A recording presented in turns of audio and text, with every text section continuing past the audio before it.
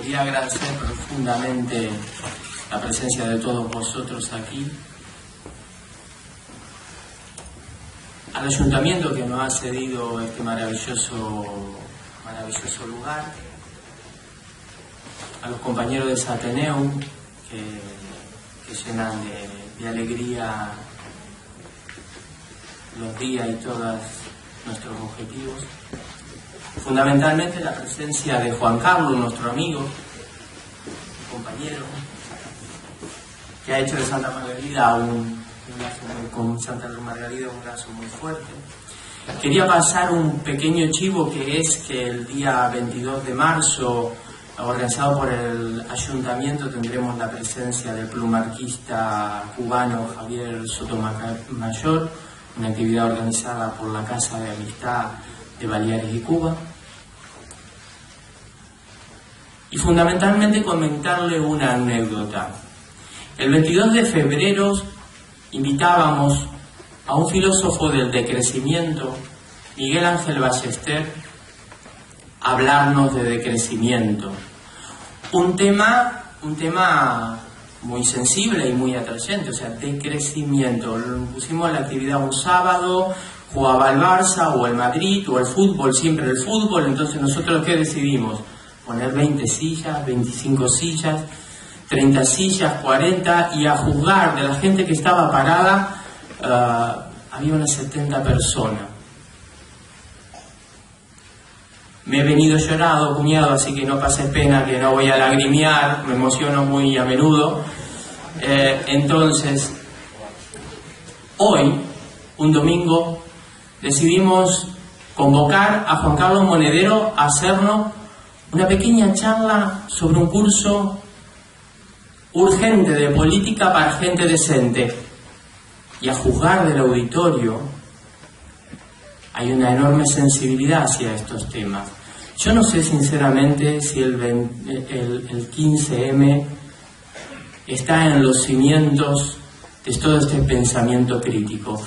No puedo asegurar que si es las pérdidas consecutivas de derechos, las pérdidas consecutivas que estamos teniendo como ciudadanos, no sé a dónde está la razón de este cambio que está ocurriendo en nuestras cabezas. Ahora bien, tengo claro que tenemos que analizar muy bien y profundamente lo que nos está pasando como sociedad. Por eso, amigas y amigos, hemos invitado a una de las personas, una de las mentes más claras, más contundentes y mejor amoblada que he conocido en estos 48 años.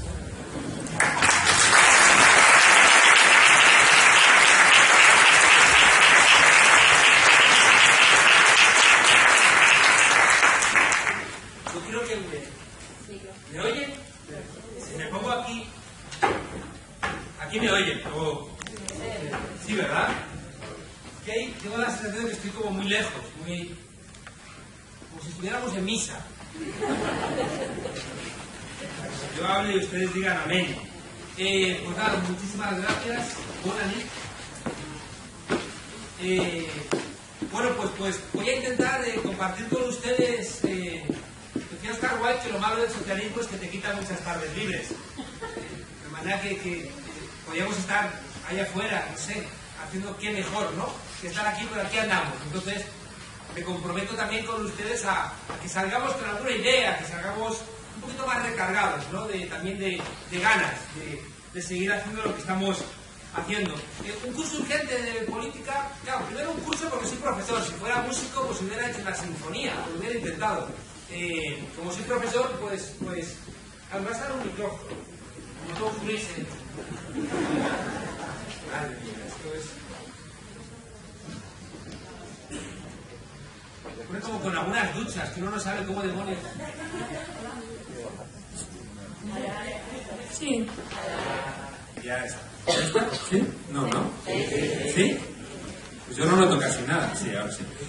Bueno, decía que un curso urgente, fíjense ustedes, porque estamos en un momento en donde estoy convencido de que estamos perdiendo el contrato social. Es decir, es un momento muy peculiar donde aquello que habíamos construido en España tardíamente, ¿no? Después de la muerte del caudillo, pero que formaba parte de un impulso europeo después de la Segunda Guerra Mundial, donde una derecha que había hecho fascista había sido derrotada y había permitido, ¿no?, una reconstrucción de Europa guiada por el Estado social y democrático de derecho. Bueno, estamos ahora mismo en una tesitura de perderlo, y para gente decente, ahora verán por qué, ¿no? Porque creo que esto no lo solventamos, ¿no?, con una vanguardia iluminada. Creo que tenemos que ser capaces de entender que en la gente ordinaria hay capacidades extraordinarias, ¿no? Y porque de lo contrario vamos a estar muy convencidos unos poquitos, pero vamos a estar muy abandonados. El curso forma parte de alguna manera de una reflexión que vengo arrastrando desde hace un tiempo y que siempre tiene como punto de partida el hecho de que vivimos en un tiempo de absoluta perplejidad. El libro comienza diciendo que estamos en un momento histórico donde los canallas andan envalentonados y la gente decente anda perpleja, ¿no? Decía Villoro, un escritor, que los narcos están tan crecidos que ya hasta van disfrazados de sí mismos, es decir, van vestidos de narcos, ¿no?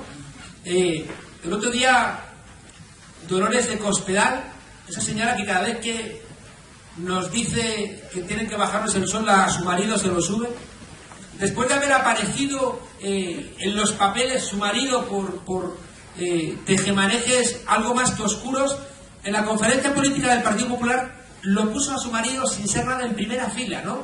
Como una forma de decir, hacemos lo que nos da la gana, ¿no? Estamos muy creciditos, somos impunes, estamos envalentonados, ¿no? Y de alguna manera el correlato de ese envalentonamiento es que el grueso de la gente decente, de la gente normal, de la gente que no quiere comer ni ser comida, pues ya digo, anda perpleja. Y creo que esta es la pregunta relevante, ¿no? Y por eso de alguna manera he intentado hacer una reflexión para que no nos ocurra aquello que decía Ortega en los años 30, unos años que se parecen mucho a los actuales. Y Ortega decía que lo que nos pasa es que no sabemos qué nos pasa. Miren, durante mucho tiempo el pensamiento crítico ha reivindicado una frase de Marx, la tesis 11 sobre Feuerbach. Forma parte de, seguramente, una de las frases más repetidas, ¿no?, de la cantinela progresista. En la Universidad Humboldt de Berlín está ahí, a la entrada, ¿no? Die Philosophen haben die Welt nun verschieden interpretiert, es geht darauf an, sie zu verändern. Ustedes igual se preguntan por qué, lo digo en alemán, para hacerme el listo, ¿no? No hay ningún elemento más allá. Los filósofos solo han interpretado de manera diferente el mundo. De lo que se trata es de transformarlo, ¿no? Una frase repetida. No hay que interpretar el mundo, de lo que se trata es de transformarlo. Bueno, pues miren ustedes, mi tesis de partida es que estamos en un momento en donde tenemos la obligación otra vez de interpretar el mundo. Por eso, ¿cómo no voy a dar las gracias, ¿no?, a Santa Margarida, a Sergio? ¿Cómo no dar las gracias a ustedes? ¿Cómo no dar las gracias a esa oportunidad, ¿no?, de plantear con gente que tiene esas inquietudes? Yo les digo a mis alumnos que tienen que ser como Neo al comienzo de Matrix 1. En Matrix 3 la cosa se pone un poco más complicada, ¿no? Es decir, que tienes que sospechar de lo que existe. Y en esa sospecha, bueno, pues allá que nos encontramos, ¿no? La tesis 11 sobre Feuerbach, fíjense ustedes, lo que plantea es que, ya digo, hay que transformar el mundo. Y yo lo que estoy planteando es que, además de seguir transformándolo, además de seguir defendiendo las luchas del pasado, para que eso realmente pueda tener lugar, tenemos que volver a interpretar la realidad. ¿Por qué? Porque está cambiando de una manera radical. Es decir, estamos en un momento en donde hay demasiadas cosas que se están transformando. Y el punto de arranque tiene que ser una desafección con lo que existe y con su interpretación. Es decir, una mirada crítica que sospeche, que esté en desacuerdo con lo que hay. Y ahí empiezan los problemas. Miren, hacer pensamiento crítico es trabajar 4 veces. Cuando haces pensamiento crítico, cuando haces política crítica, cuando quieres ir un poquito más allá de la corriente principal, en primer lugar, te enfadas con los que están encantados de haberse conocido. Es decir, la gente hace una lectura de las cosas complaciente y tú dices, esto yo creo que no funciona, y de repente esa gente ya se enfada contigo. Tú siempre buscando las cosas que no funcionan. Y ya te miran medio raro. Tienes que irte como un arqueólogo o como un detective al pasado a ver cuándo empezó a ocurrir lo que ahora está ocurriendo, porque a lo mejor pudo haber otra línea. Y tienes que, como arqueólogo, saber si las cosas pudieron ser de otra manera. Y tienes que irte al pasado a saber si eso que pudo ser y no fue porque alguien puso todo su empeño en que no fuera, o realmente no pudo ser. Y si descubres que pudo ser, tienes que hacer todavía una tarea más allá, donde tienes que intentar ver si aquello que pudo ser hubiera sido mejor para nuestras sociedades, y por tanto tienes que evaluarlo normativamente. Y dices, madre mía, tengo que trabajar 4 veces. Los que hacen pensamiento crítico son los raritos. Siempre son los raritos, ¿no? Siempre cuento que tenía una novia y en una señal de lo que yo entendía que era amor, fui con ella a ver Ghost, ¿no? Porque me parecía, siempre lo cuento, me parecía que es... Entonces estaba yo ahí medio aburrido, la verdad, viendo la película, que... ese tipo que viene, el fantasma, yo estaba ahí medio aburridote. Y en un momento dado le dije a entonces mi novia, dice, oye, si ese tipo atraviesa las paredes, ¿por qué no se cae al piso de abajo? Y ella se giró y me dijo, tú siempre jodiendo las películas. Bueno, pues hacer pensamiento crítico, fíjense ustedes, no solamente corre uno el riesgo de perder a la pareja, ¿no? Suele ocurrir, sino que uno enfada al poder político, uno enfada a los círculos de los que mandan, uno enfada, ¿no?, a los que creen que tienen de alguna manera la capacidad de etiquetar cómo son las cosas. Miren, hay una idea central en el libro que es la idea de la desobediencia. Es decir, creo que el pensamiento crítico empieza por alguna suerte, ¿no?, de desobediencia, de atreverse a desobedecer. Y en ese sentido yo cuento en el libro ha sido una suerte de reunión de buena parte de lo que yo he venido trabajando en los últimos años, donde he intentado trasladarlo en un lenguaje asequible, ¿no? No hacer un libro para que la gente diga, mira qué listo es, sino que sea un libro para que realmente la gente, ¿no?, pueda entenderlo. Y estoy muy contento, ¿no?, porque me escribí hace 3 días, la editorial va por la 7ª edición, ¿no? Un libro que tiene 4 meses, ¿no?, lo cual es, es estupendo. Bueno, en el libro cuento una historia que yo creo que la conté cuando estuve la otra vez, que era la historia que me contó un cura de la teología de la liberación. Saben ustedes que el Concilio Vaticano II, con la influencia de Juan XXIII, puso en marcha la Iglesia de los Pobres. Una Iglesia de los Pobres que implicó que en América Latina hubo muchos sacerdotes que se pasaron al lado del pueblo y que de alguna manera tuvieron que tomar llegar a conclusiones de aquello que decía el del Cámara, un obispo de la teología de la liberación brasileño, que decía, si cuido de los pobres me llaman santo, pero si pregunto por qué son pobres me llaman comunista, ¿no? Entonces, estos curas que tomaron la decisión terminaron en las guerrillas, ¿no? Y por eso Juan Pablo II, que el Señor tenga en su gloria, intentó sustituir, bueno, de hecho sustituyó a la teología de la liberación por el Opus Dei y por los legionarios de Cristo, ¿no?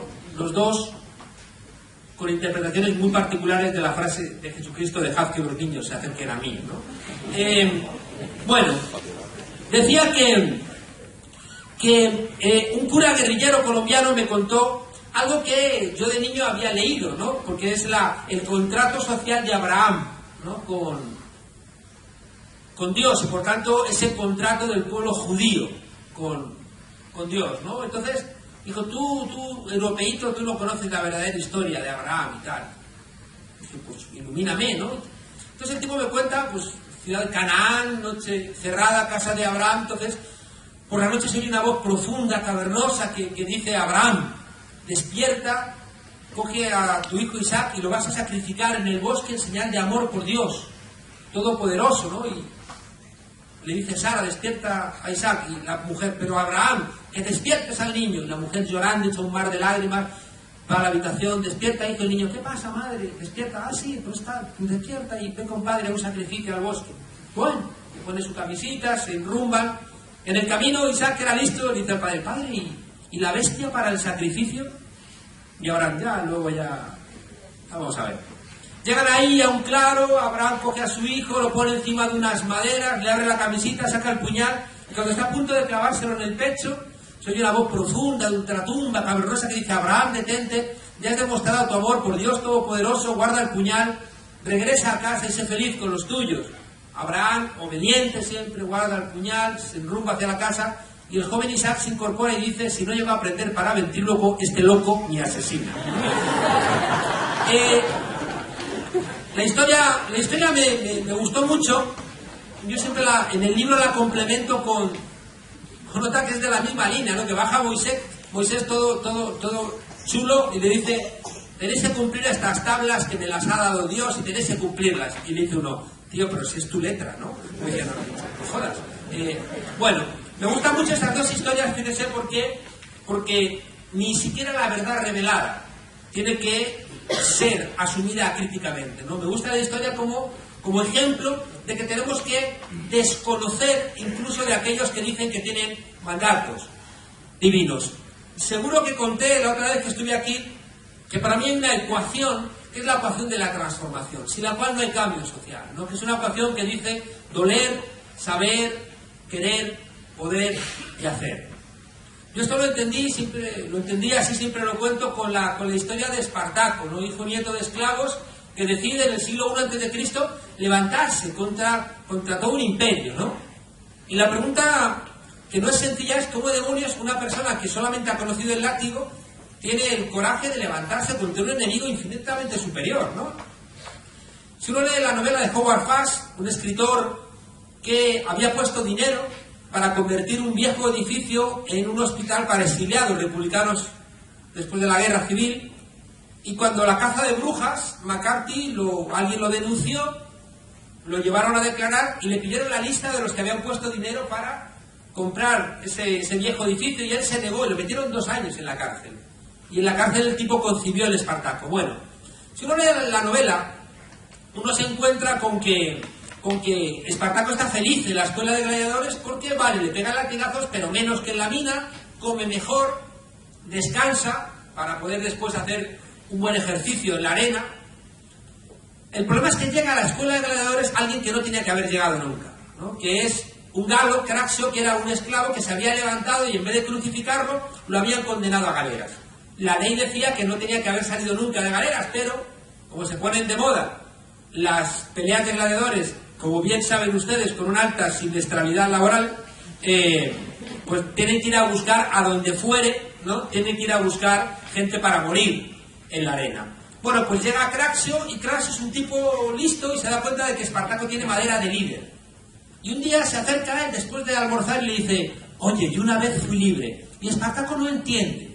¿Libre? ¿Qué quiere decir? Que fuimos libres. ¿Pero qué? Coño, que desobedecimos. Y Espartaco dice: pero los matarían. No, al revés, los matamos nosotros a ellos. Y vinieron soldados y los derrotamos. Y vino una legión y los derrotamos. Y durante 4 meses vivimos en comuna donde todo era de todos. Y de pronto Espartaco, el dolor se le convierte en saber. Ya ha dado el primer paso. El dolor se le convierte en conocimiento. En Fahrenheit 451, una novela de Ray Bradbury, ocurre lo mismo. Resulta que en el futuro los bomberos se encargan de quemar libros. En vez de apagar incendios, su tarea es quemar libros. Y hay un bombero que dice: esto me chirría, esto es raro, pero bueno, es un dolor que no termina de convertirlo en conocimiento. Descubren una biblioteca a una anciana. Cuando le están quemando los libros, la anciana dice: no me merece la pena vivir sin mi Madame Bovary, sin mi Espartaco, sin mi Ilíada, sin mi Don Quijote, y se echa a las llamas, ¿no? Y entonces de repente el dolor se le convierte en conocimiento. Cuando alguien identifica la raíz de su dolor, aparece el tercer paso: doler, saber, querer. Cuando tú sabes cuál es el origen de tu dolor, finalmente algún día vas a decir: yo quiero acabar con este dolor, que ya es identificado de dónde viene. Claro, cuando tú quieres acabar con tu dolor, tienes que empezar a preguntarte por el cómo. Y ahí aparece la cuarta fase, que es la fase política. Doler, saber, querer, y tienes que poder. En el Espartaco reúne, después de comer, a todos los esclavos y les dice: mirad a vuestro alrededor y decidme una sola cosa que no hayáis hecho vosotros. Y miran a su alrededor y dice: todo lo hemos construido nosotros. Mirad otra vez a vuestro alrededor y decidme una sola cosa que sea vuestra. Miran otra vez a su alrededor y dice: nada es nuestro. Y entonces, rememorando la frase del manifiesto, dice: entonces en la revolución no tenemos nada más que perder que las cadenas. Doler, saber, querer, poder, y cuando puedes al final, hacer. Fíjese que en esta ecuación, para que haya transformación social, doler, saber, querer, poder y hacer, te tienen que doler las cosas. Si no te duelen, olvídate de que va a haber ningún tipo de transformación.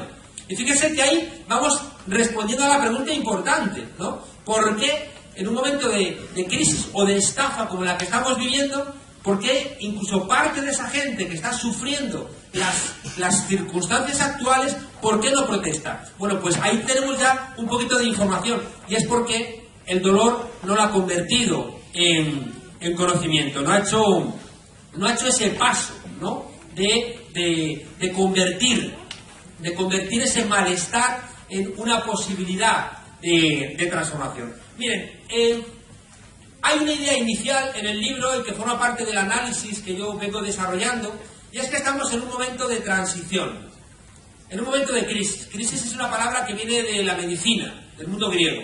El momento crisis significa decisión, es el momento donde el cuerpo enfermo o sana o se muere.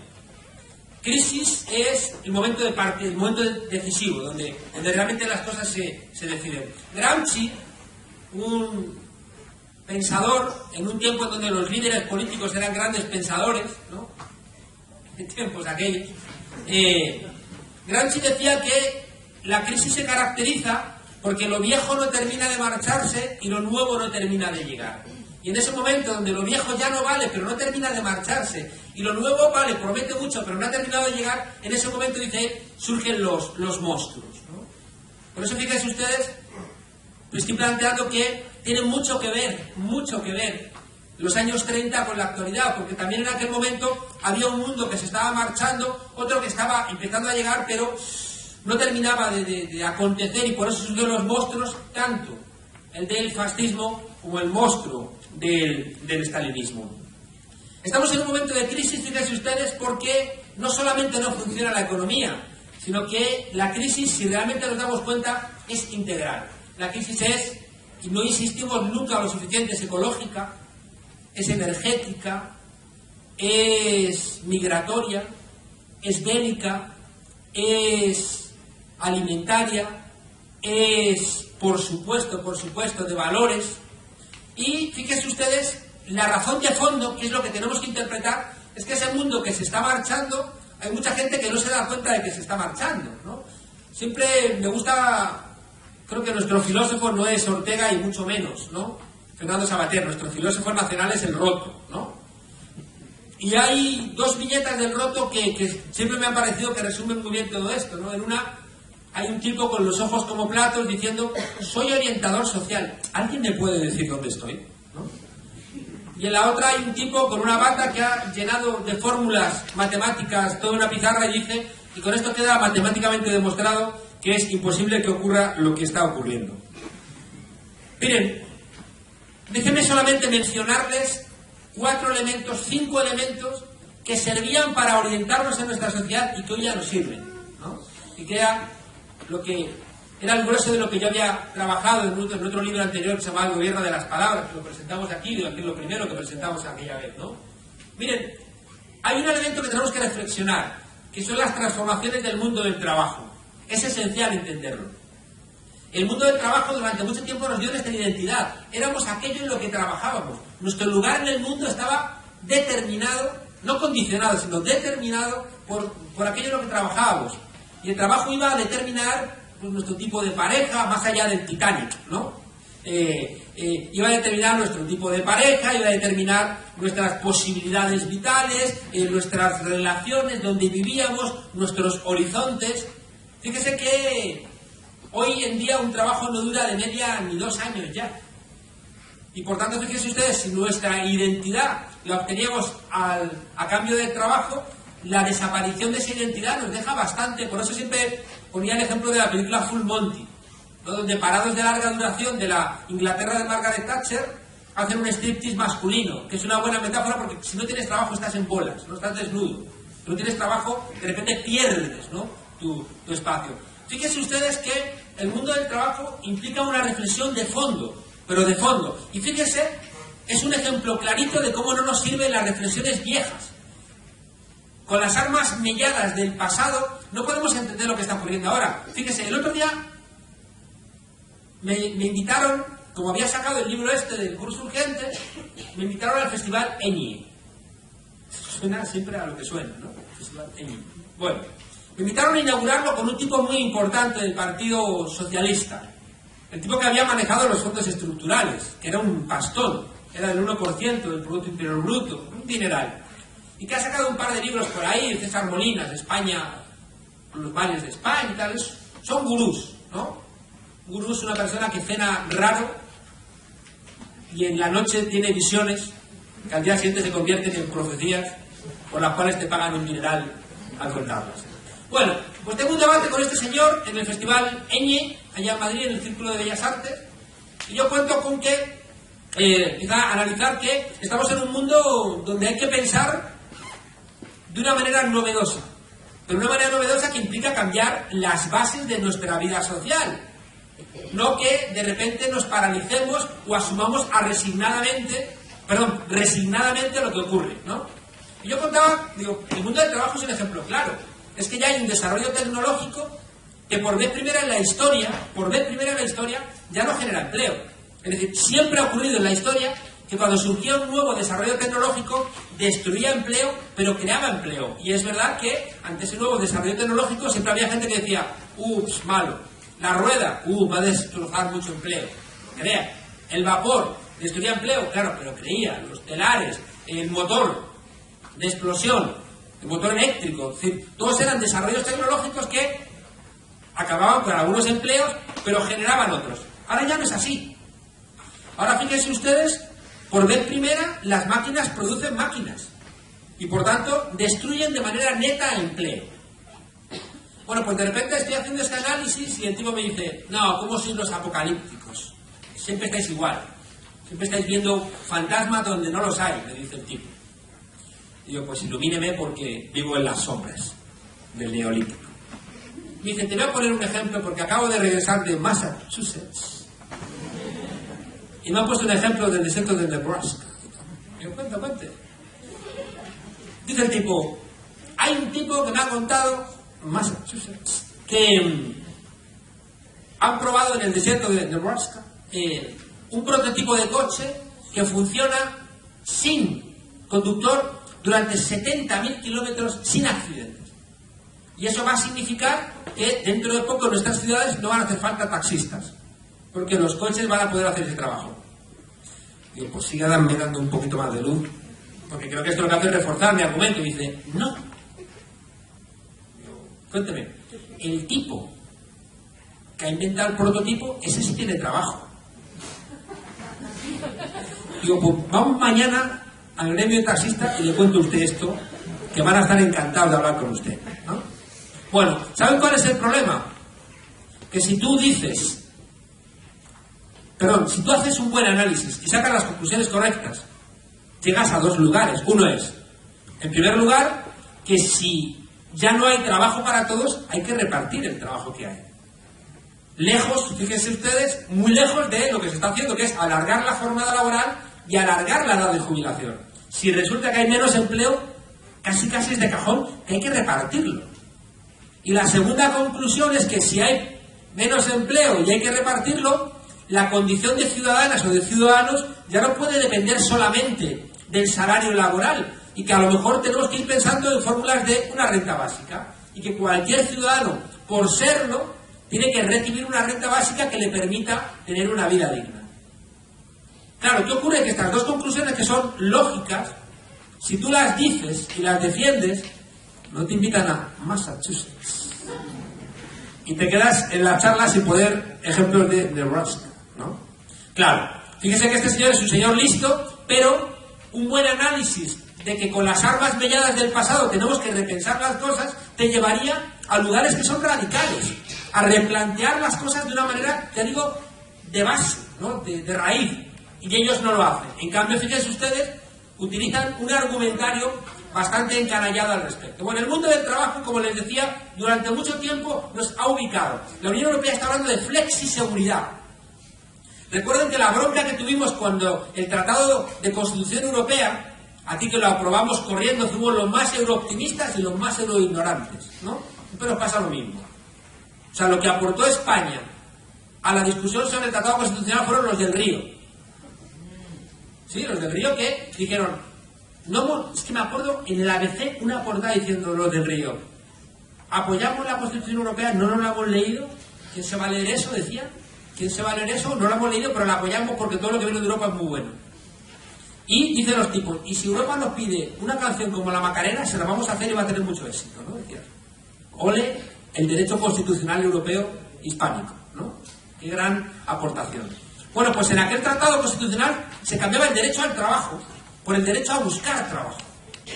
Que es que manda narices. Desaparecer el derecho al trabajo y ser sustituido por el derecho a ir a Laponia, a buscar trabajo, ¿no? Bueno, y al mismo tiempo, fíjense ustedes, esta discusión, ya digo, del mundo laboral, en Europa la incorporan y dicen, vamos a poner en marcha el concepto de flexiseguridad. Tenemos que asegurar que la gente trabaja, o si no trabaja, a ver, ¿de dónde vamos a sacar nosotros nuestro beneficio? Pero tiene que trabajar de una manera muy flexible. Es decir, que vas a trabajar 6 meses en una cosa, 6 meses en otra, por supuesto sin derechos, lo que estamos viendo que está ocurriendo ahora mismo. Segundo elemento, fíjense ustedes, que está cambiando profundamente y que tenemos que reflexionarlo. El mundo religioso, Dios. Dios durante mucho tiempo era el gran organizador social. Y no nos hemos dado cuenta de que entregamos a la religión la gestión de la trascendencia, del sentido de la vida, y cuando la Iglesia malbarató esa gestión, nos salimos de la Iglesia y nos quedamos muy vacíos de esas preguntas acerca del sentido de la vida. Fíjense ustedes que las leyes antes las cumplíamos por preceptos que tenían que ver con lo religioso y con la moral. Hoy ya no. Hoy no aparcas en doble fila solamente si sabes que el coche no se lo va a llevar la grúa o no te van a poner una multa. Has perdido de vista que detrás de las leyes hay elementos morales. ¿Saben qué tendríamos que hacer para construir eso? Educación para la ciudadanía. Es decir, necesitaríamos educarnos desde niños en unos preceptos donde las leyes significasen respeto a los otros, significasen elementos morales, pero eso desaparece, ¿no? Y ya no les digo nada si encima la religión se convierte en un articulador de los intereses de los poderosos, ¿no? Estamos todos sorprendidos con este Papa.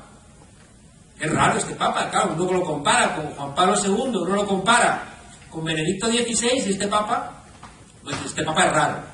Yo siempre digo que si será raro este Papa, que la frase que más repite dentro del mundo es este va a durar poco, ¿no? Esto, Papa que piensa así, de esta manera. Bien, la familia. Fíjense que la familia, que era otro elemento. Fíjense ustedes que esto que les estoy diciendo es muy importante, ¿eh? Cada uno de estos elementos tenía detrás instituciones que nos orientaban la vida, ¿eh? La fábrica, la iglesia. El tercer elemento, fíjense, importante era la familia. Yo siempre cuento en broma que el éxito de IKEA tiene que ver con que las parejas jóvenes que se casan se compran los muebles en IKEA porque dentro de 2 años y medio, cuando se divorcien, nadie se pelea por quién se va a quedar los muebles, ¿no? Estoy intentando desarrollar una teoría, pero me falta todavía cierta base empírica, pero estoy trabajando en ella, que es, según se va combando la estantería Bjork, es una señal del grado de estabilidad de tu matrimonio, pero no la tengo todavía, me faltan algunos datos, ¿no? Pero tengo una fuerte intuición al respecto, ¿no? Bueno, la familia, fíjese, tampoco ya es para toda la vida. Las ideologías. Se cae la Unión Soviética en el año 91. ¿Qué es ser de izquierdas? ¿Qué es ser de derechas? Forma parte de una discusión a la cual yo le dedico mucho tiempo en el libro. ¿Qué significa ser de derechas? ¿Qué significa ser de izquierdas? ¿Y qué significa ser de centro? Lo más fácil es qué significa ser de centro, ¿no? Porque para ser de centro lo único que tienes que hacer es quitarle hierro a las cosas. ¿Conflicto capital-trabajo? No, no exageres. ¿Conflicto hombres-mujeres? No, hombre, cosas así. ¿Conflicto norte-sur? No, hombre, sí. Los del sur ya se sabe. Entonces, si tú quitas hierro a los conflictos, pues eres un buen centrista. Y por eso en una página lo explico y por eso no van a ver ustedes nunca delante de un pelotón de fusilamiento a alguien que antes de que lo ejecuten grite ¡viva el centro! Porque por ser del centro no fusilan a nadie, ¿no? Es otra cosa así. Bueno, ¿qué significa, ya digo, ser de izquierdas? Eres de izquierdas, estás a favor de la redistribución de la renta, pero destrozas el medio ambiente. Eres de izquierdas si eres un sindicalista de pro, pero desprecias a los inmigrantes, o pegas a tu señora cuando regresas a tu domicilio. Eres de izquierdas porque dices que eres de izquierdas. Eres de izquierdas porque llevas el nombre socialista en tus siglas. Eres de izquierdas, ¿por qué? Porque tú lo dices sin más. O de derechas. No hay gente que incluso, vota al Partido Popular y luego son personas decentes, que tienen un comportamiento decente. ¿Lo dudan? Bueno, miren, la idea final es que todos estos elementos, fíjense ustedes que construyen, siendo sustituido por dos elementos terribles. Uno es por los libros de autoayuda, iguales en todos los lugares del mundo, que es una cosa que es sospechosa. Uno podría pensar que los libros de autoayuda cada uno los suyos, ¿no? Pues no, son los mismos en todos los sitios del mundo. Da igual que estés en África, en Asia, en América Latina, en Europa o en Estados Unidos, son los mismos. ¿Quién se ha comido ni queso? El caballero de la armadura oxidada, el monje que vendió el Ferrari, tus zonas erróneas, los libros del oso, todos son los mismos, ¿no? Claro, y la lectura de esos libros de autoayuda es, como ya no funcionan los elementos colectivos, busca soluciones individuales. Una cosa muy funcional para una lectura de lo social, donde es muy bueno que estemos aislados, que estemos fragmentados y nos busquemos las castañas individualmente cada uno de nosotros, ¿no? Y el segundo elemento, fíjense ustedes, se caen todos estos elementos sociales y lo único que queda en pie es el Corte Inglés, ¿no? Es decir, ya en los años 70, Pierpaolo Pasolini se dio cuenta, él hace una reflexión viendo unos chavales jóvenes del Partido Comunista Italiano y dice: estos ya están más preocupados por el consumismo que por el comunismo. Estos están ya más preocupados por cómo visten, por las modas, por el consumo de masas, más preocupados que por la revolución. Y él se da cuenta de que la ideología del consumo está sustituyendo a cualquier otro tipo de lucha. Y se da cuenta de que está construyéndose ya un mundo idealizado donde tú puedes consumir cualquier cosa y se convierte en un mundo donde supuestamente somos reyes. Bien, ¿cuál es el problema de todo esto? Ya estábamos entrando en materia. El problema es que, fíjese, toda esta crisis de un mundo donde más o menos, cuando teníamos las preguntas, pues nos cambiaron las respuestas. No, cuando teníamos las respuestas nos cambiaron las preguntas, ¿no? Y entonces, de repente, estamos perplejos.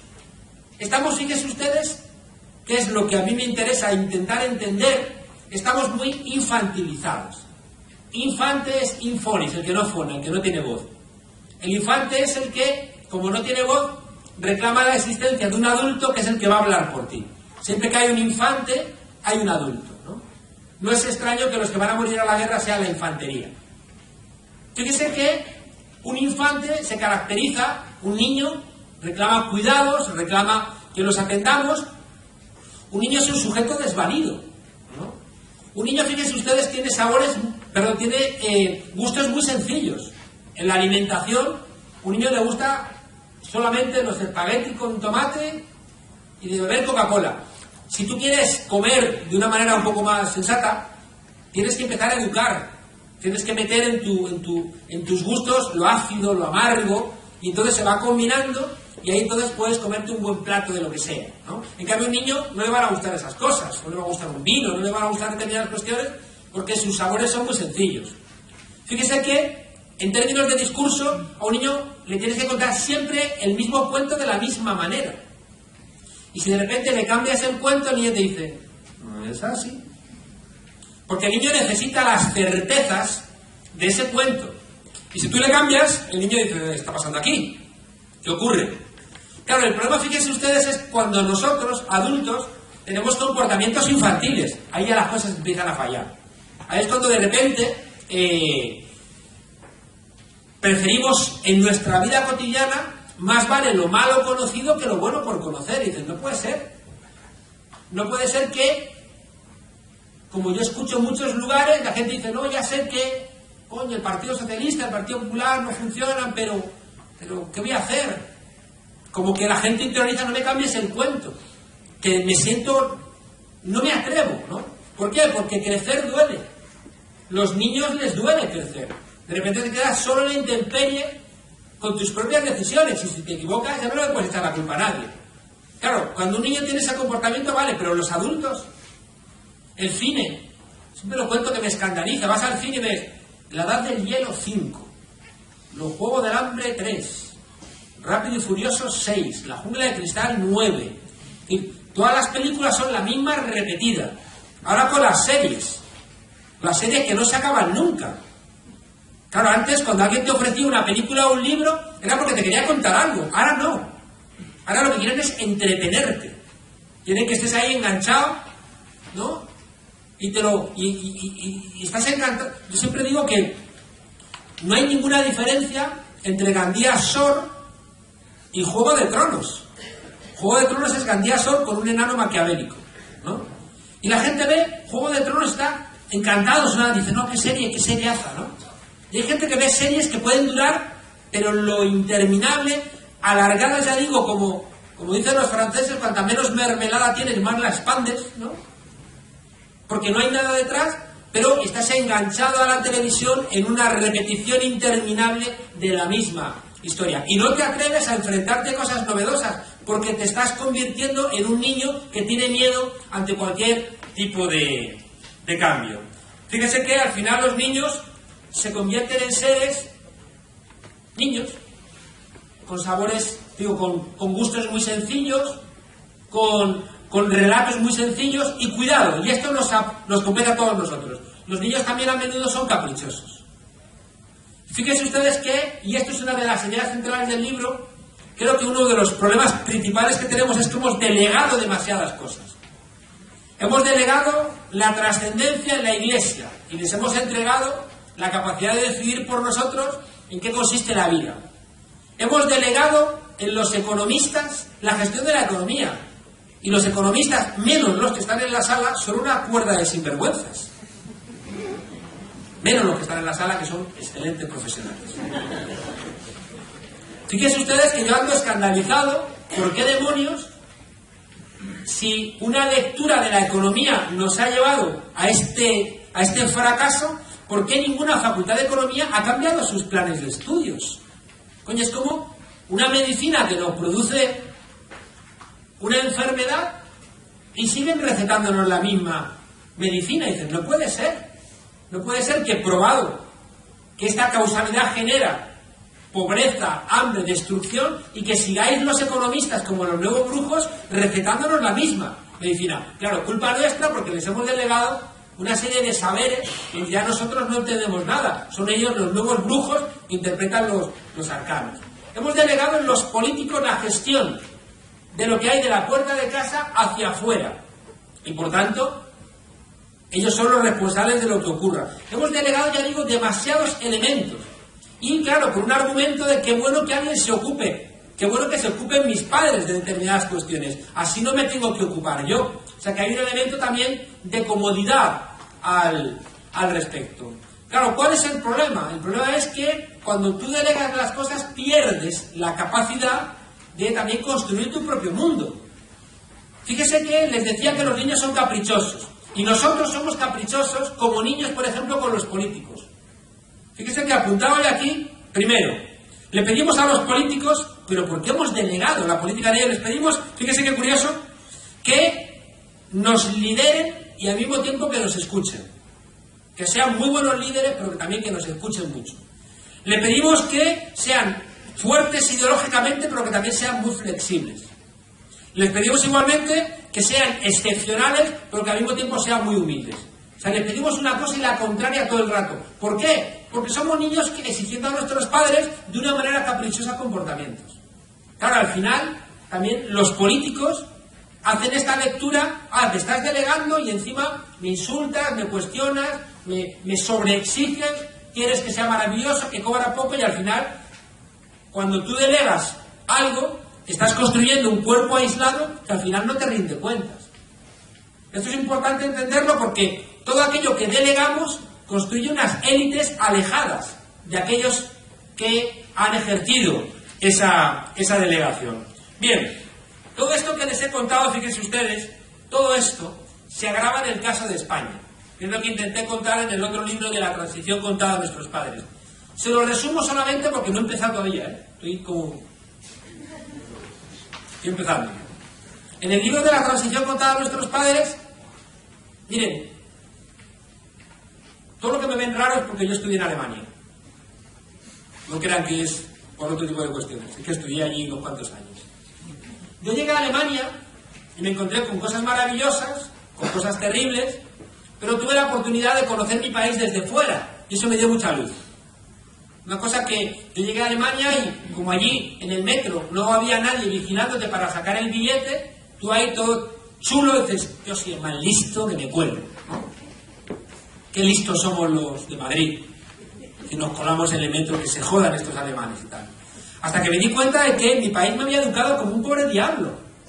Mi país no me había hecho capaz de entender que si llegamos a un acuerdo de que no necesitamos que nos vigilen en el metro, no necesitamos un policía para sacar el billete, lo sacamos, o igual que cuando cogemos un periódico dejamos el dinero. Y que lejos de ser un pícaro vivo, lo que era un pobre diablo de un país subdesarrollado. Y que en mi país, esa frase terrible de ese es un monstruo, ese hace lo que le sale de los cojones. Esa frase tan de este país, en el fondo es una frase patética de un país, pues eso, casposo, que le siguen oliendo los pies al franquismo, ¿no? Bueno, ya digo, yo en Alemania me di cuenta de que lejos de ser un vivo, era fruto de una educación que me había hecho un mal ciudadano, en un país donde la esfera pública no estaba funcionando, donde no existía lo colectivo, sino que éramos una suerte de individualidades a ver quién era más listo, ¿no? En esa reflexión, fíjense ustedes, hubo una cosa que me golpeó fortísimo. Un día tuve un ataque de hispanitis y yo necesitaba escuchar a Carlos Cano.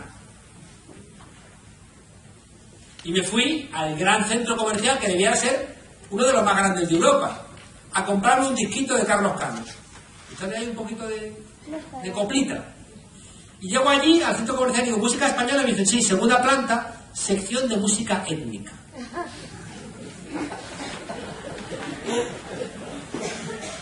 Y yo dije, nazis cabrones. Ahí fíjese, entendí muchas cosas. Entendí que si te explican desde fuera, te etiquetan desde fuera y te dicen cómo eres desde fuera.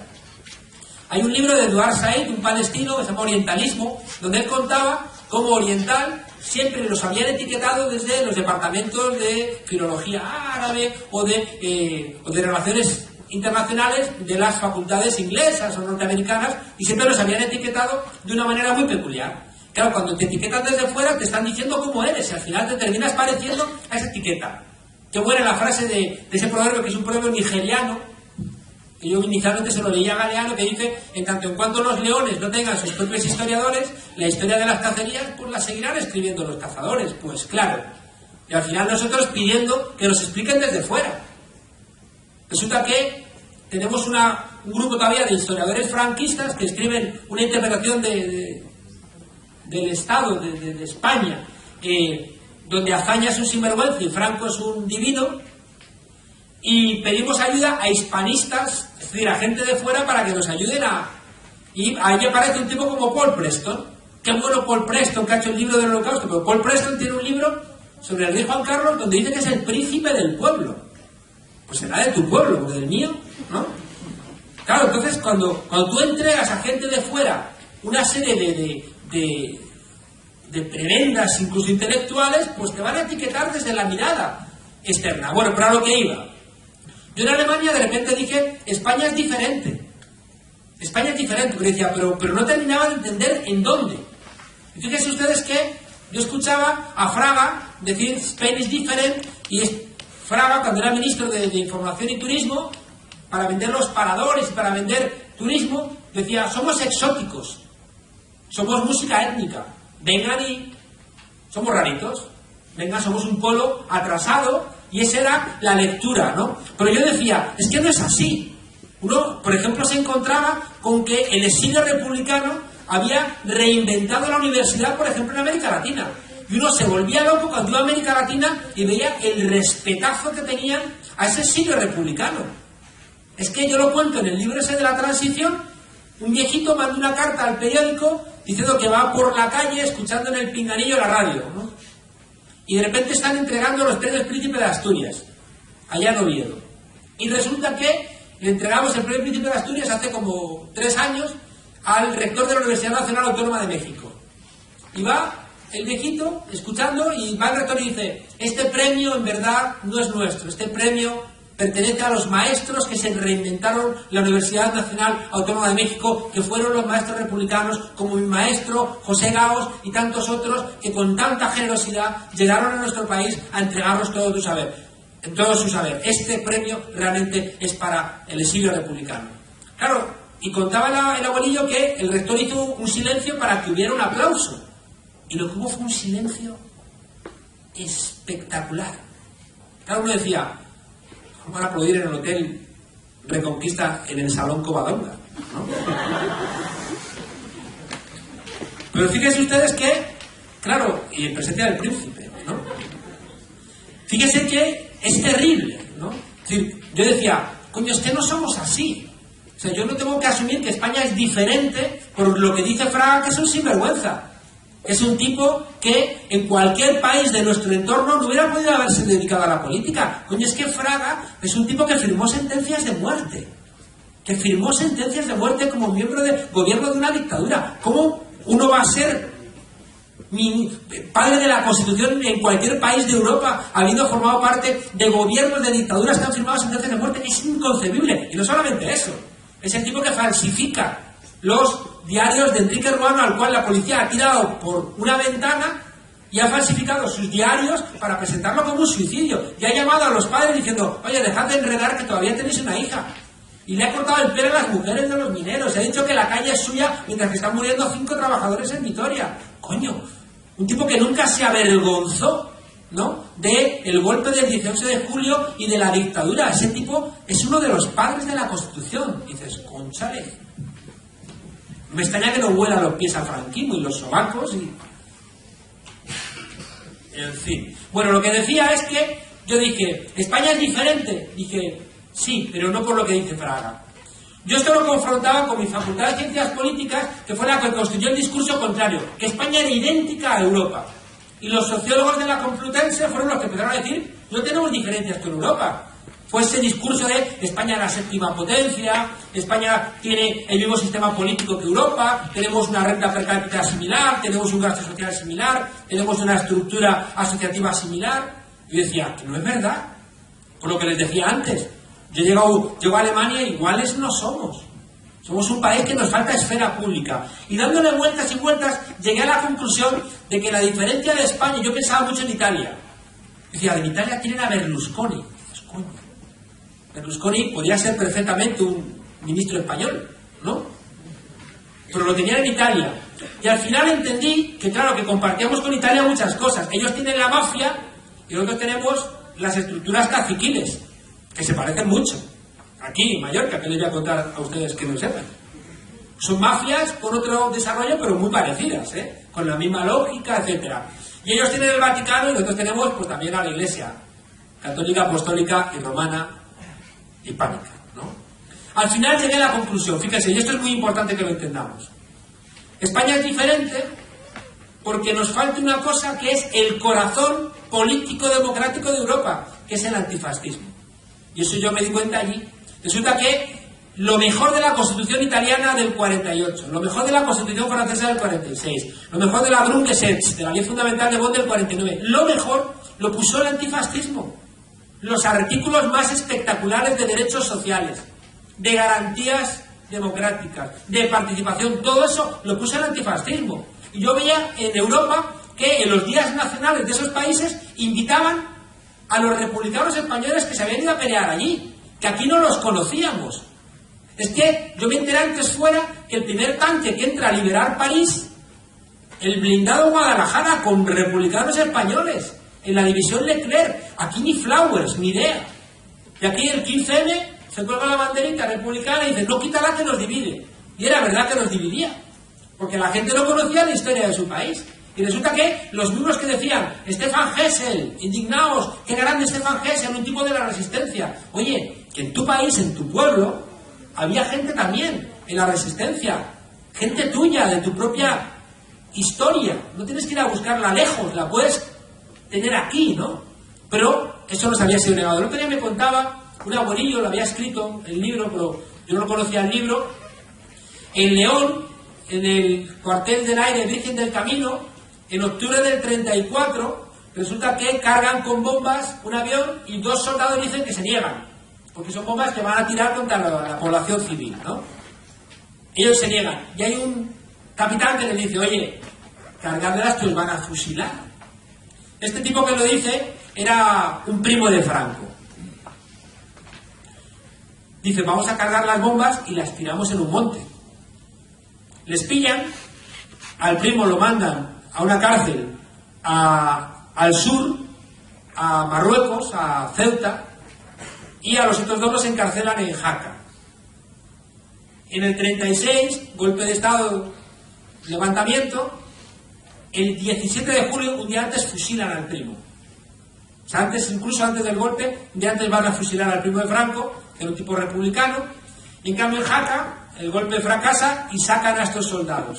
Y contaba el abuelito que cuando regresaban de Jaca a León, en todas las estaciones del tren que se paraban, salía la población a aplaudirles porque recordaban que ellos les había salvado la vida al negarse a bombardear. Fíjese qué bonito si pudiéramos tener esa memoria en nuestro país de gente que hizo ese tipo de cuestiones, en cambio, negado. Todo eso desaparecido, ¿no? De nuestra... Voy a beber un poco de agua. Sí tengo. Gracias, Sergio. Bueno, sigo. Decía, fíjese entonces, que en nuestro país, fíjese, el antifascismo, que es la columna vertebral de la democracia europea, que la celebran en los días nacionales. En todos los lugares de Europa hay alguna placa a las brigadas internacionales, a la resistencia, y aquí, en cambio, inauguramos un monumento a las brigadas internacionales en la Universidad Complutense y al día siguiente estaba mancillado, al día siguiente. El antifascismo es el corazón de la democracia en Europa, y en el Estado español, en España, el antifascismo es una tribu urbana. Los antifascistas son una tribu urbana, y dicen, no puede ser. Ahí está, fíjese la diferencia. Y le resumo en una idea solo.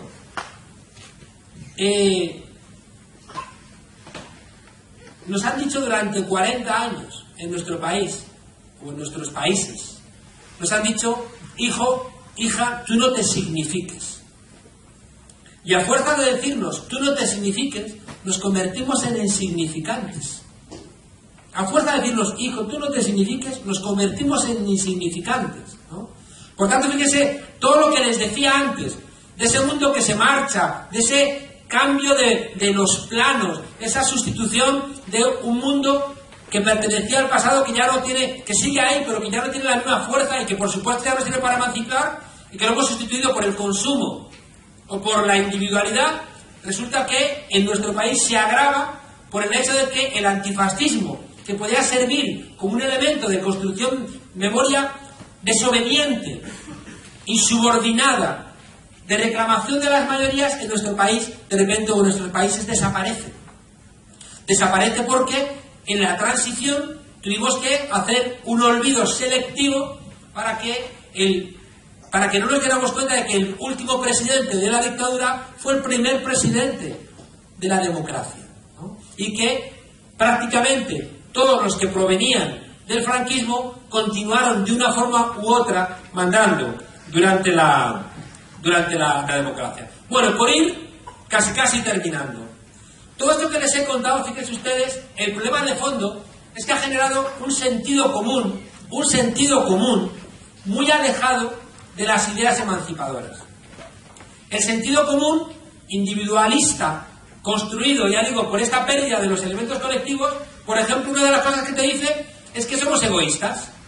Y de repente hay todo un bombardeo de que somos egoístas. Oiga, que no es cierto. Que es que hay 1000 estudios que lo que demuestran es lo contrario. Incluso desde la biología. Tenemos un seguro biológico de supervivencia. ¿Saben por qué? Porque ayudarnos entre nosotros es una exigencia biológica en unos animales como nosotros, que necesitamos muchas ayudas y muchos cuidados cuando somos jovencitos y cuando somos mayores. Y que si no existen esos cuidados, si no tenemos esa voluntad biológica de cuidarnos, es que no hubiéramos sobrevivido como especie. Y en cambio van y nos dicen que no es así. Y claro, resulta que ¿cómo se dice? Bueno, los que estudian a los chimpancés, ¿no?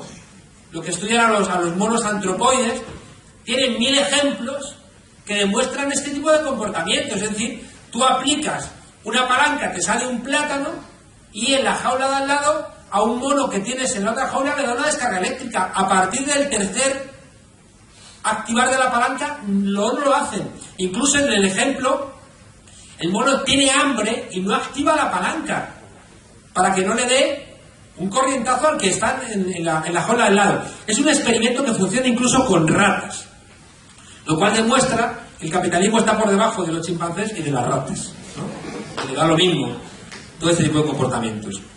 ¿Cuántos ejemplos hay, fíjense ustedes, que demuestran que somos animales empáticos? Tú ves a alguien triste y te entristeces, ves a alguien alegre y te alegras, bosteza a alguien y bostezas. Tenemos la esclerótica del ojo, tenemos la parte blanca del ojo más grande de la naturaleza. ¿Saben por qué? Porque nos basta cruzar la mirada para entendernos, y es esencial en los procesos de socialización de los niños.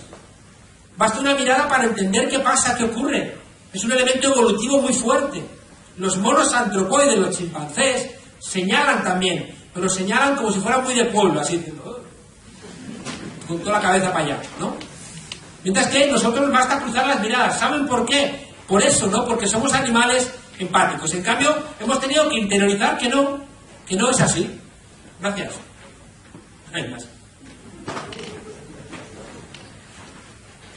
Hemos interiorizado, fíjense ustedes también, en ese sentido común, que lo público es malo y que lo privado es bueno. Y hemos interiorizado ese discurso. Hemos interiorizado igualmente que la política es una cosa sucia. Es decir, hemos ido convirtiendo en sentido común una serie de elementos que no son reales, ¿no? Pero ¿qué ocurre? Que todo ese sentido común lo que hace es preparar el caldo de cultivo para un tipo de comportamiento social muy depredador, muy egoísta, muy guiado, ¿no? por intereses particulares. Decía que, miren, que es el corazón del libro. Y con esto voy a terminar.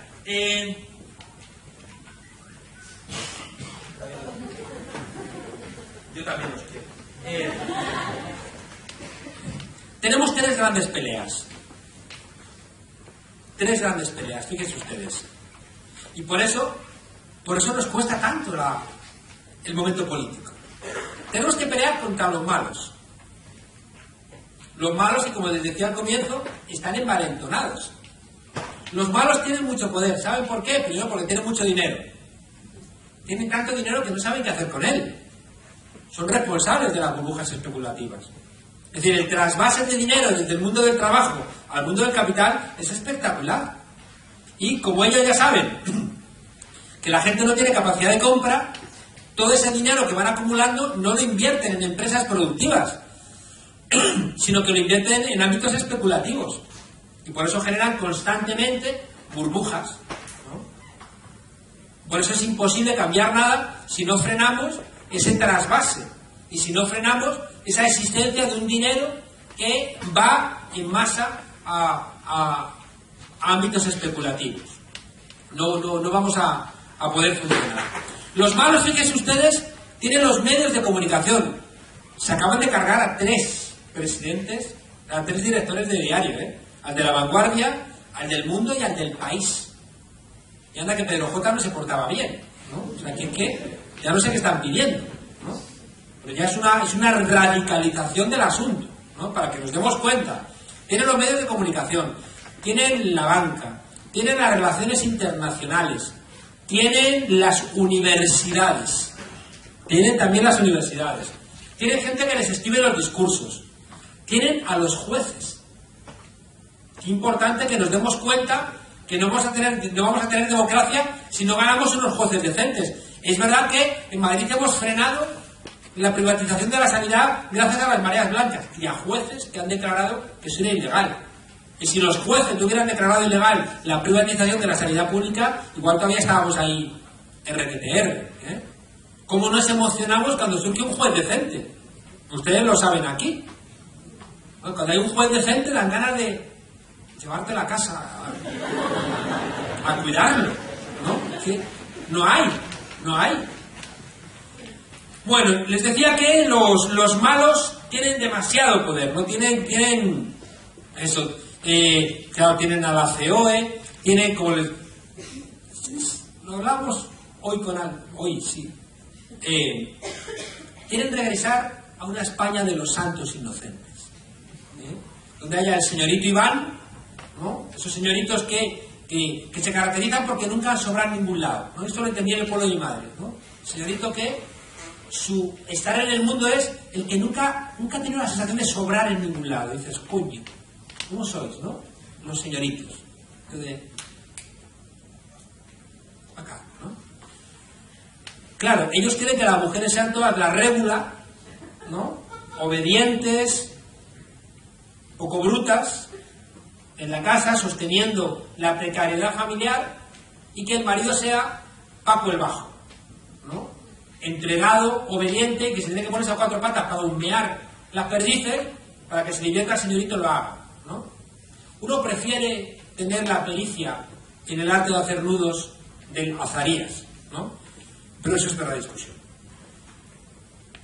Los malos, fíjense ustedes, insisto, están envalentonados, están crecidos, amenazan a los jueces decentes, destituyen a cualquier director de periódico si se le cruza, quieren doblarle el brazo a quien proteste, sean los maestros, sean cualquier sindicato, sea una marea, están muy crecidos. Pero fíjese que no era así. En 2008, cuando la crisis, salió Sarkozy, salió la Merkel y Obama diciendo tenemos que construir un capitalismo más humano. ¿Saben por qué? Pues porque pensaban que íbamos a colgarnos de las farolas. La lectura que ellos hicieron cuando el hundimiento de Lehman Brothers era la gente se va a cabrear y nos van a colgar de las farolas. Y salieron corriendo a decir no, bueno, entendemos aquí un capitalismo más humano. ¿Qué se dieron cuenta inmediato? Que no hicimos nada. Y de repente dijeron, estos están embrutecidos. ¿Doler, saber, querer, poder hacer? No. Todavía el dolor no lo han convertido en conocimiento. Es un dolor que lo están interiorizando. Y por eso nos pasan cosas que nos están pasando que son para nota, ¿eh? Ese sinvergüenza que tira el billete de 50 euros para que la gente se mate como si fuéramos Paco el Bajo.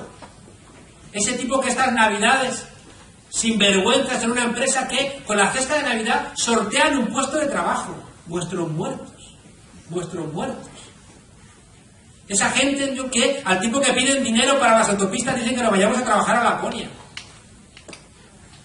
Es decir, esa doble vara de medir constante. Rafael Hernando, portavoz adjunto del Partido Popular, diciendo que la gente que está buscando a sus familiares que todavía están enterrados en cunetas por defender el régimen legítimo de la constitucional del 31, va este sinvergüenza y dice, no, los que están por ahí buscando a sus padres es que buscan solamente las subvenciones. Hay sinvergüenza.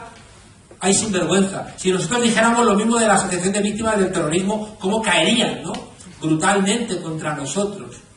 Esa constante doble vara de medir. David Fernández de las CUP le dice a un gánster, por el tema de las preferentes al presidente de Bankia, ese sinvergüenza, en aquella pelea dentro del Partido Popular. A ver quién colocaban dentro de la presidencia de Bankia, en la pelea entre Esperanza Aguirre y otros. Y al final le mandan la pasta a los abuelos. Y va un diputado y le dice, eres un gánster. Si ves estas sandalias no te la voy a tirar, pero te la tendría que tirar. Y todos los medios de comunicación no conoce las formas parlamentarias, insulta a la institución. Y cuando la otra sinvergüenza, la hija del sinvergüenza de Fabra, dijo a 6 millones de parados que se jodan, los mismos que insultaban a David Fernández empezaron a decir no hay que sacar las cosas de quicio, no hay que confundir, no quería realmente decir eso. No, esa constante doble vara de medir, la infanta, no sé qué, es decir, los malos está claro, ya digo que son muy poderosos y tenemos que luchar contra ellos. Pero cuidado, y este es el corazón del libro. Hay otras dos peleas que tenemos que identificar. La primera, que es el corazón del libro, es la pelea contra la mayoría silenciosa. La mayoría silenciosa es una expresión de Nixon. Cuando estaba la gente en la guerra de Vietnam protestando, él dijo, están 4 perroflautas protestando, 4 hippies, pero la mayoría silenciosa, los que están en casa, esos me defienden a mí. Esos están con mi gobierno. Que es la expresión que después va a tomar Rajoy para... Andrés Rajoy.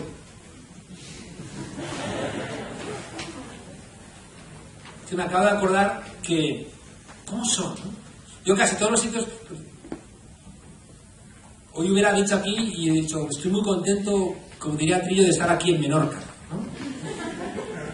Es que dan para todos estos tipos, ¿no? Y yo estoy contando en todos los sitios que cuando los medium llaman a los espíritus, ¿no? Los convocan, aparecen en forma de seres así como ectoplásmicos, ¿no? Medio desvaídos. En Madrid tenemos una alcaldesa ectoplásmica, ¿no? Que es Ana Botella, que no la ha votado a nadie. Es la tipa que cuando le preguntan por Gamonal dice, es que yo estoy en contra de los atentados de Gamonal. Y le preguntan por los scratches y dice, no, es que eso es como la Revolución Francesa, ¿no? En fin, bueno, a lo que iba. La mayoría silenciosa es lo que esgrime el Partido Socialista y el Partido Popular, los dos, para plantear que el régimen del 78 sigue vigente, que no tiene problemas. Y eso, fíjense ustedes, es el corazón de nuestra discusión, porque volvemos al comienzo. Porque si el 90% está pagando los platos rotos de la actual situación, ¿por qué el 90% no está en la pelea? ¿Qué es lo que está ocurriendo? Y esto, o lo entendemos, o estamos negados para poder ganarnos para nuestra pelea. Creo que es esencial. ¿Por qué? Porque lo que te pide el cuerpo es decir, imbécil, que haces que estás ahí enfrente en el casino viendo el partido cuando te están robando hasta la cartera. O la gente que no se da cuenta de que las peleas son también sus peleas y que es el futuro de ellos y de sus hijos. La gente que sigue, ¿no? De alguna manera como los niños, denegando la política y repitiendo que le cuenten otra vez el mismo cuento, ¿no? Y esto lo tenemos que entender. Yo cuento en el libro que hay 3 grandes elementos que son los que nos explican cómo se construye esa mayoría silenciosa. Porque si no lo entendemos, yo creo que vamos a ser como la mosca que choca contra el cristal. Y choca, y choca, y choca. Yo creo que es muy importante que interioricemos que hay razones de fondo para que la mayoría silenciosa sea mayoría silenciosa. Porque si no lo entendemos, insisto, vamos a caer en la melancolía, como comentábamos hoy al mediodía, ¿no? Miren, yo he estado contando durante un tiempo que, cuando contaba esto de que preferimos lo malo conocido a lo bueno por conocer, yo explicaba que las películas de zombies nos gustan mucho. Intentaba analizar por qué nos gustan las películas de zombies, ¿no? Y yo contaba que los políticos son como los zombies. Primero, se parecen inquietantemente a nosotros, ¿no? Y eso como que te produce así como... Entonces los zombies nos preocupan porque se parecen a nosotros. Los zombies también nos producen inquietud porque están llenos de deseo. Tú un lobo lo ahuyentas, a un monstruo lo... Pero un zombie es... Te quiero morder y va para allá, ¿no? Es como los políticos. Los zombies se caracterizan también porque no son muy listos, pero son muy perseverantes, ¿no? Dices, como los políticos, ¿no? Los zombies se caracterizan porque parece que están vivos, pero están muertos. Yo el otro día, cuando escucho en la conferencia política del PSOE, dice Rubalcaba, hemos vuelto. Coño, un zombie, ¿no? Claro, porque yo decía, ¿y a dónde te habías ido, tío? No, porque yo siempre digo que, coño, por lo menos Lázaro estuvo 3 días fuera, ¿no? Y resucitó con el Rubalcaba. ¿Dónde te has ido, tío? Bueno, pero fíjese, y otro elemento de los zombies es que lo que tenían que tener por dentro lo tienen por fuera. Es una cosa como muy curiosa, muy... Es decir, los zombies nos producen algo porque lo que tenían que tener tapado lo tienen allá. Los pulmones, las vísceras, ¿no? Van sobrados. O sea, si os das cuenta, los zombies lo que tienen es que van sobrados, ¿no? Claro, entonces yo hacía la broma, son los zombies. Pero de repente dije, claro, la gente le hace gracia que los políticos sean como los zombies. Pero ¿saben realmente lo que pienso? Que los zombies somos nosotros. Es decir, que los que realmente somos zombies somos nosotros. Porque uno de los rasgos de los zombies es que nos da mucho miedo porque te muerden y ya han hecho uno de ellos, ¿no? Y mi tesis en el libro es que los zombies nos mordieron hace 40 años. En la crisis del modelo keynesiano, cuando de repente el Estado social entra en crisis por la subida de los precios del petróleo, pero por más razones, ahí nos empezamos todos a hacer neoliberales. Y hay tres rasgos o tres mecanismos a través de los cuales nos hemos hecho todos neoliberales. Seguramente los que estamos en esta sala, menos. Pero todos nos hemos hecho un poco neoliberales. Antes, permítanme que les diga ¿qué es eso de neoliberalismo? Yo les digo a mis alumnos siempre la frase esa de Unamuno cuando le preguntaron ¿cree usted que existe Dios? Y Unamuno contestó, digo, ¿usted qué entiende por creer, por existir y por Dios? Y entonces le contesto. ¿Qué es el neoliberalismo? El neoliberalismo es una forma de entender el mundo caracterizada por dos ideas, el individualismo y la competitividad. Entendámoslo así. El liberalismo luchó contra la monarquía absoluta. El neoliberalismo lucha contra el Estado social. Como lo oyen, ¿eh? El padre del neoliberalismo, que es Hayek, en un libro del año 44, Camino de servidumbre, dice textualmente: Hitler y el Estado social son lo mismo. Dice el tipo. ¿Por qué? Porque él plantea que el Estado no puede redistribuir la renta porque te están robando tu libertad. Pagar impuestos. Eso es nazi, te dice el tipo. Dicen que es socialista, pero es nazi. Quédense con una idea muy importante para la pelea. Los neoliberales se diferencian de los liberales en que el enemigo no es la monarquía absoluta, sino que es el Estado social, y en segundo lugar, los neoliberales se diferencian de los liberales en que utilizan el aparato del Estado para sus propios fines. Esto es esencial entenderlo. ¿Saben por qué? Porque durante 20 años hemos estado como imbéciles diciendo: es que han acabado con el Estado, es que es el fin del Estado. Mentira, mentira. Era el fin del Estado social. Es decir, tenían incapacidad para poner una seguridad social universal, pero te montan una guerra en 2 semanas. Lo que hicieron los neoliberales era coger el aparato del Estado y ponerlo a su servicio. Y desmantelaron todo lo construido durante 50 años. Eso ha sido el modelo neoliberal. Es muy importante entenderlo, porque hay mucha gente que dice: yo no voy a participar en política, yo no quiero presentarme a las elecciones. Vale. Pero que sepas que ellos lo que hicieron fue eso, fue ganar el aparato del Estado, y desde el aparato del Estado, coño, es que había una ley que prohibía que los bancos de depósitos fueran bancos de inversión. Había una ley, la Seagal Act, que prohibía en todos los países del mundo que los bancos donde tú ponías el sueldo o ponías la pensión fuera un banco que también pudiera invertir en la bolsa. Estaba prohibido. Y si tú querías invertir en la bolsa, sacabas tu pasta del banco de depósitos y te ibas a un banco de inversión. Y ahí ya sabía lo que estabas haciendo. ¿Quién se cargó esas leyes? Los neoliberales. ¿Desde dónde? Desde el aparato del Estado. Por tanto, fíjense ustedes la reflexión importante. Los neoliberales cambiaron nuestra manera de pensar desde el aparato del Estado. Y segunda idea, ¿saben en qué se resume ser neoliberal? En que todos seamos empresarios de nosotros mismos. Esa es la expresión. Un neoliberal lo que quiere es que cada uno de nosotros nos comportemos como empresarios de nosotros mismos. Que vivamos la vida como si fuéramos una empresa en competencia con los demás.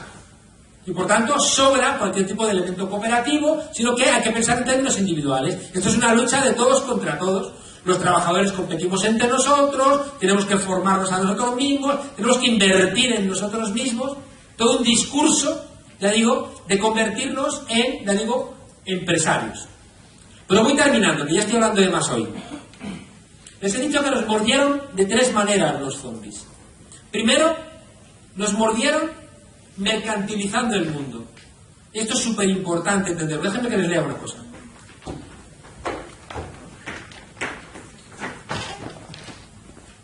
Ya voy terminando,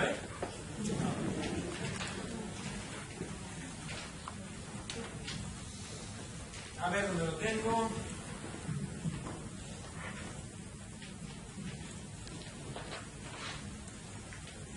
Miren, si ustedes se preguntan, no, me lo sé. Si ustedes se preguntan en qué se diferencia el sistema capitalista hoy de cualquier otro lugar del mundo, es una buena pregunta, ¿Somos iguales ahora mismo que hace 20, 30 años? No. ¿Saben cuál es la diferencia? Que nunca en la historia de la humanidad ha habido tantos ámbitos de nuestra existencia convertidos en mercancías. Esa es la clave que diferencia nuestro mundo actual de cualquier otro momento del pasado. Y por eso hay un tipo que se llama Frederick Jameson, que tiene una frase muy astuta. Dice el tipo que para cualquiera de nosotros es más fácil imaginar el fin del mundo que el fin del capitalismo. ¿Por qué? Porque es que toda nuestra existencia ya está asignada por cosas que compramos y vendemos. Todo se compra y se vende. El vestido, la comida, la vivienda, la educación, el ocio, el conocimiento, el sexo, las amistades, el deporte. El otro día un ser ectoplásmico de Madrid, una concejala, dice la tipa, fíjense ustedes, fíjense cómo, quédense con esta idea, se convierte en un sentido común. Dice la tipa, es que se tiene que terminar esta idea de que la gente haga deporte gratis, sin temblarle un músculo de la cara. Y dices, mira, ectoplásmica, mira, en primer lugar, la Constitución dice que los poderes públicos tienen que garantizar que la ciudadanía haga deporte y tenga salud. Y en segundo lugar, como que gratis, si lo pagamos con los impuestos. Pero fíjense ustedes el sentido común. Es decir, que si lo pagas con los impuestos es gratis. Y por tanto dices, no, gratis. Esto de que las cosas sean gratis se tiene que terminar, ¿no? Esa es la lectura canalla, ¿no? Todo se mercantiliza. Pero fíjese que eso va afectando también a nuestra vida cotidiana. Yo no te diría, es que escuché un tipo que dice, he invertido mucho en esta pareja. Dices, ¿has probado a quererla? ¿No? Como que, ¿no? Está. El tiempo ya no lo usamos, el tiempo lo gastamos, ¿no? Miren qué cosa, déjame que leerle una cosa de un tipo que, reflexionando en esta mercantilización del mundo, escribe un texto muy bonito que se llama Granel. Guillermo Biglio le dice: el hipermercado cerró los ultramarinos y mató las conversaciones de barrio. El autoservicio dejó las compras sin balanza y sin palabras. Prohibido bromear con la cajera que se forma cola. Hay cajas rápidas para los que llevan pocos productos y ya hay cajas en las que te cobras tú mismo. Las lechugas vienen en bolsa y deshojadas. Las manzanas maduran en bandejas de plástico rígido. Ese es un mundo empaquetado, enlatado, etiquetado, clasificado, embotellado, precintado, embolsado, plastificado, deshuesado, desgrasado, pelado, precocinado y loncheado. Un mundo no retornable de PVC, PET, tetrabric, aluminio, poliestireno expandido y 1000 tipos de plástico. Una vida ecológicamente insostenible, marcada, como nuestros productos, con fecha de caducidad. El progreso es aséptico, escrupuloso, exacto y desapasionado. Yo prefiero vivir a granel, comprar al corte, que vuelvan las hueveras y el vermut de barril, los mercados y los mercadillos, conocer a quien regó los tomates, rellenar sifones y devolver los cascos, comprar lento, charlar y perder el tiempo. No quiero una vida envasada al vacío. Aspiro a ser parte de un mundo imperfecto e inexacto. Quiero amar a granel, no dosificar los besos, derrochar abrazos, reír a puñados, hacer manojos de caricias y gastarlos sin recato, no dar las gracias ni pedir perdón con cuentagotas, no poner etiquetas, gastar la amistad a raudales, soñar sin rigor y sin medida, comerme la vida a bocados y atragantarme de ella. Guillermo Biglio. Para terminar, de verdad, el mundo se ha mercantilizado, todo se compra y se vende. ¿Y saben cuál es el problema? Que si todo es una mercancía, si el mundo se ha convertido en un supermercado, cuando una persona cree que puede comprarlo todo, esa persona está loca. Pero cuando es la sociedad la que nos ofrece comprarlo y venderlo todo, es la sociedad la que ha enloquecido. Si todo tiene precio, de repente todos nos convertimos en cosas. ¿Cuál es el problema de que unos chavales violen a la compañera del instituto y lo suban con el móvil a YouTube? Si es que ahí ya no hay una compañera, ya no hay una persona, ahí ya hay una cosa, hay un objeto.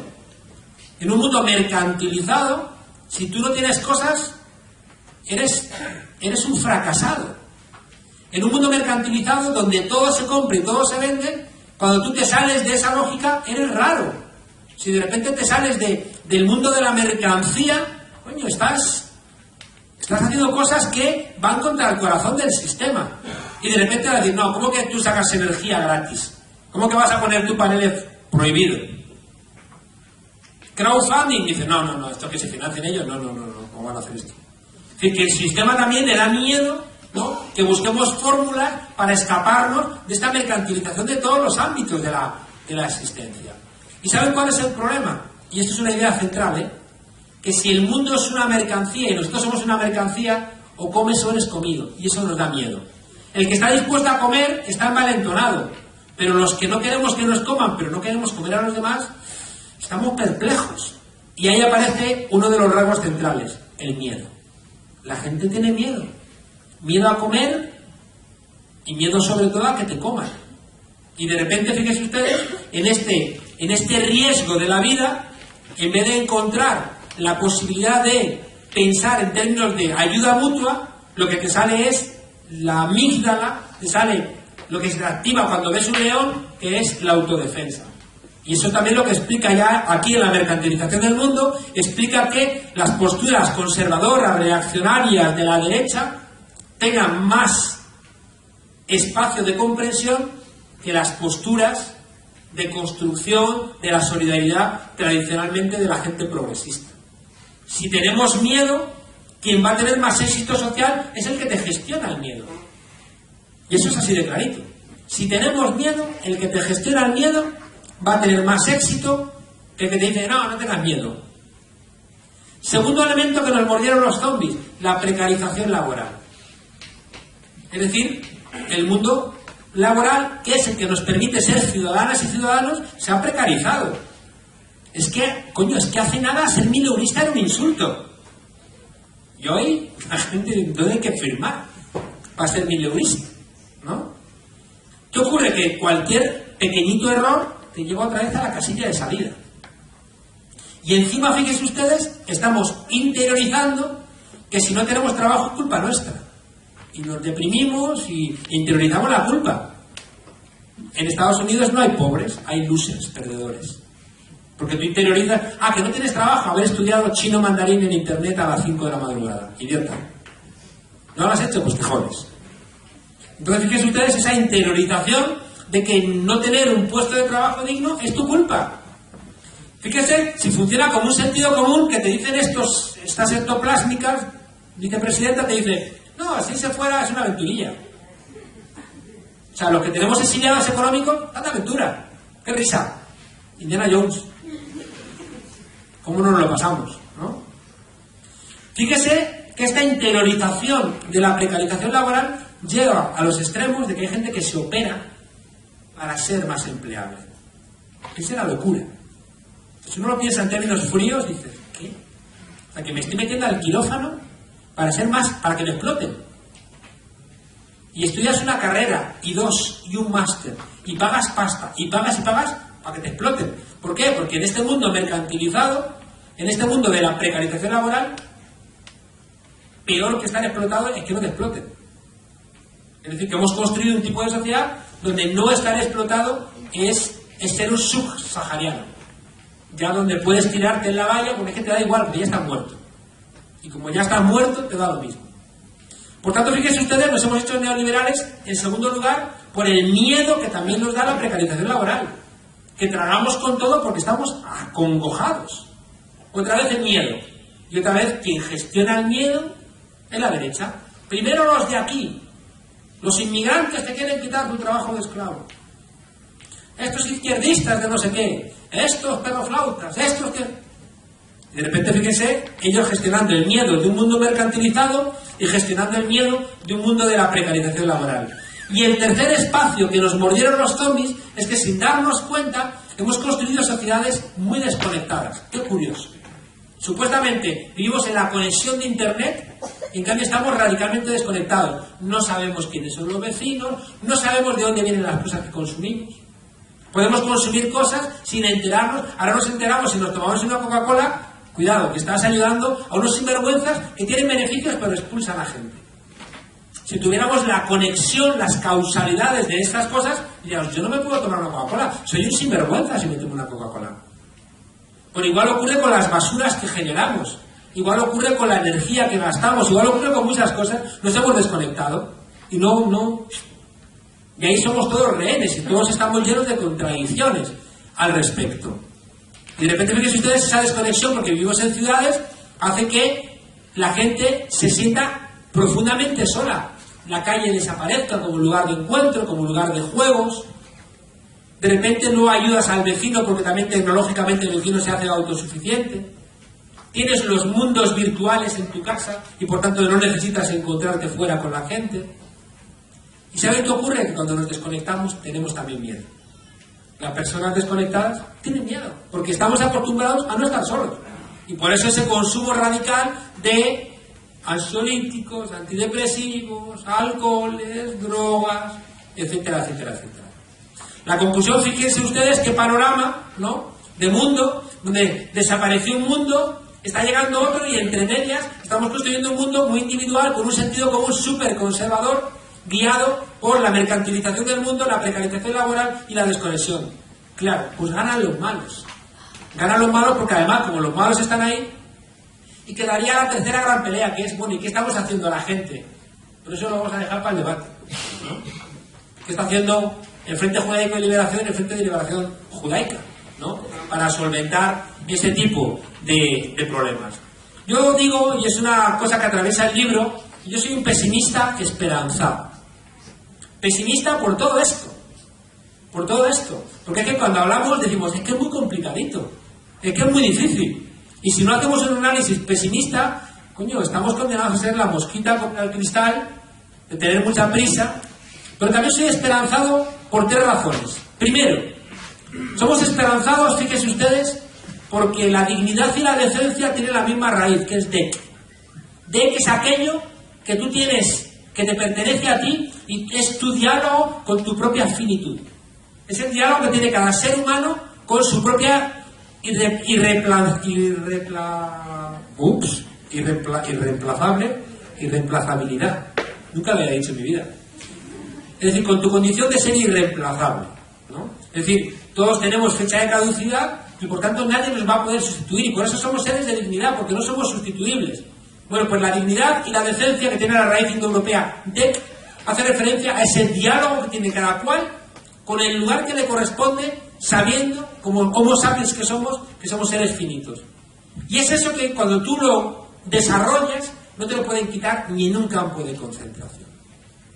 George Orwell, de donde saco yo esta reflexión, se va a hacer un estudio a los mineros pobres y dice, él va como un tipo de clase media alta a ver a los pobres y dice, coño, pero si estos tienen una dignidad que no tenemos nosotros los aristócratas. Y de repente se queda muy sorprendido de cómo es posible que estos tipos tengan esa dignidad. Igual que un senador romano en el Espartaco dice, pero ¿por qué si hemos derrotado a Espartaco, este tipo tiene más fuerza muerto que vivo? Y él se da cuenta de que Espartaco tenía dignidad, cosa que ya los senadores romanos no tenían. La dignidad es ese diálogo de cada uno de nosotros con nosotros que no nos puede robar nadie. ¿Y saben por qué les digo esto? Porque es muy importante que no regalemos esa batalla. O sea, nos pueden derrotar en muchas cosas, pero no tienen por qué derrotarnos, ¿no?, en ese elemento de dignidad. Y ahí siempre, al revés, los derrotados son los que luchan contra la dignidad de las personas. Por tanto, soy pesimista, pero pesimista esperanzado, porque he descubierto que la dignidad es algo que no te pueden robar ni siquiera esos poderosos y esos canallas envalentonados. Soy esperanzado también porque si no tuviera esperanza ya estaría derrotado. Y eso es otra cosa que tenemos que entender. Tenemos que entender que si hemos ya asumido que han ganado, ya nos han derrotado. Ya somos uno de ellos, ya somos zombies. Esa gente desesperanzada, esa gente amarga, esa gente triste, esa gente que ha perdido el humor, esa gente que de repente, de alguna manera, con su comportamiento amargado, triste, demuestra que ha sido derrotado. Ya no sirve para la pelea, ya lo han mordido los zombies, se ha hecho uno de ellos. Insisto, es una batalla que no hay por qué entregarla, porque eso también pertenece a la propia esperanza que cada cual vea. Hay una frase de Pessoa que me gusta mucho, y si ya no puedo creer que nada sea verdadero, ¿por qué sigue viniendo la luz de la luna a batir la hierba? ¿No? Parece tan hermoso, es decir, si todo es un estercolero, porque de repente veo en cualquier gesto, en cualquier rincón, de repente veo como que emerge la poesía, la belleza. Que era lo que decía Gramsci en esos tiempos que se parecían tanto a estos, en los años 30, frente al pesimismo de la inteligencia, el optimismo de la voluntad. Mi pesimismo es esperanzado también porque he llegado a la conclusión de que tienen cogido todo con las pinzas de nuestra conciencia. Lo digo de otra manera. Ellos nos tienen más miedo de lo que nosotros somos capaces de pensar, que somos capaces de asustarles. Resulta que mi amigo Gordillo y Cañamero expropian 4 jodidos carritos de supermercado con 300 euros de garbanzos, lentejas, aceite y azúcar. 4 jodidos carritos. Y parece que se hundía la civilización occidental. ¿Por qué no nos acordamos? Somos el país con el menor índice de criminalidad de Europa. Y somos el país con mayor población carcelaria. Y encima van y hacen una ley mordaza para que cualquier cosa que hagamos se convierta en un delito y nos encarcelen. ¿Saben por qué? Porque ellos nos tienen más miedo del miedo que nosotros pensamos que somos capaces de generarles. Por tanto, soy esperanzado porque he entendido que en el momento en que la gente se rompa esta trampa mental, que es lo que sostiene el sistema, puede pasar cualquier cosa. Porque se ha roto la linealidad. Es que hemos visto en Túnez que un pobre tipo, Mohamed Bouazizi, se prende fuego y de repente se va al carajo la dictadura de Ben Ali en Túnez.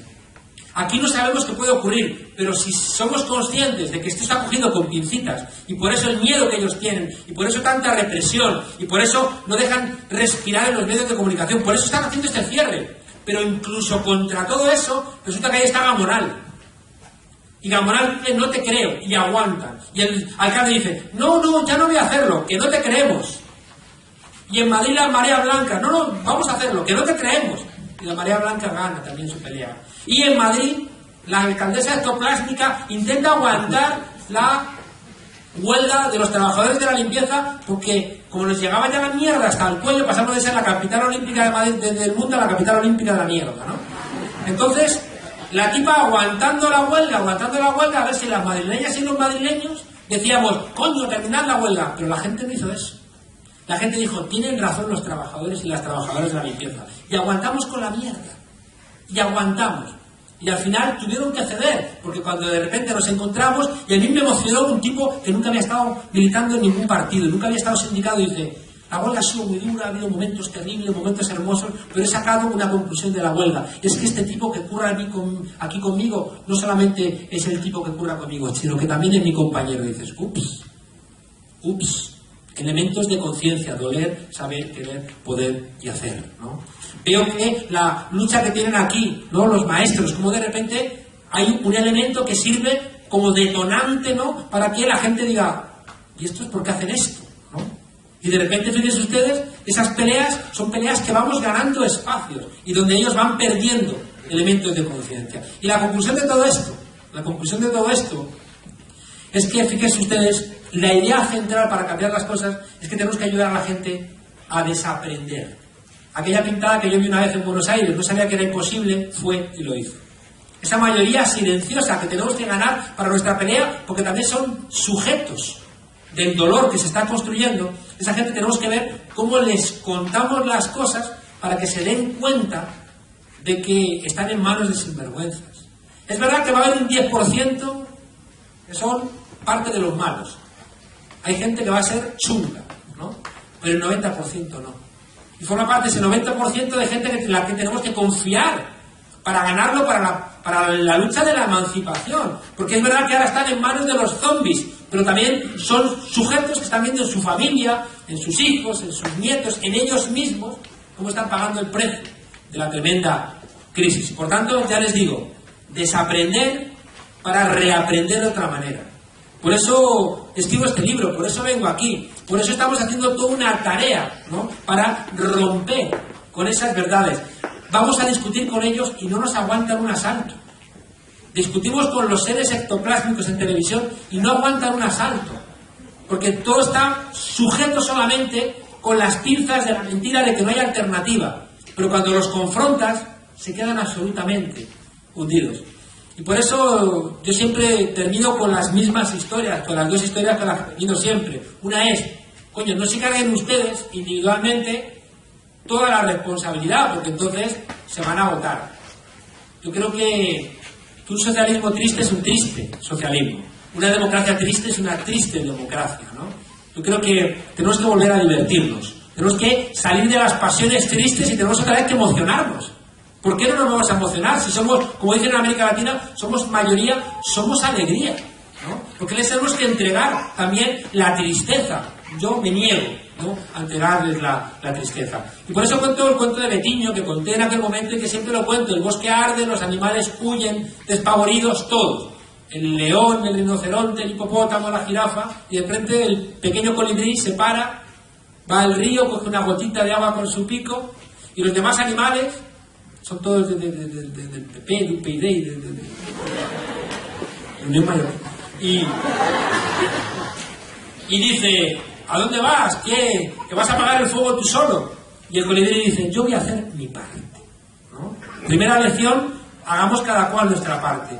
Y la segunda idea de Antoine de Saint-Exupéry: si quieres construir un barco, no empieces reclutando tripulación, cortando tablas, clavando clavos, levantando velas, acopiando materiales. Si quieres construir un barco, construye en la gente anhelo de mar.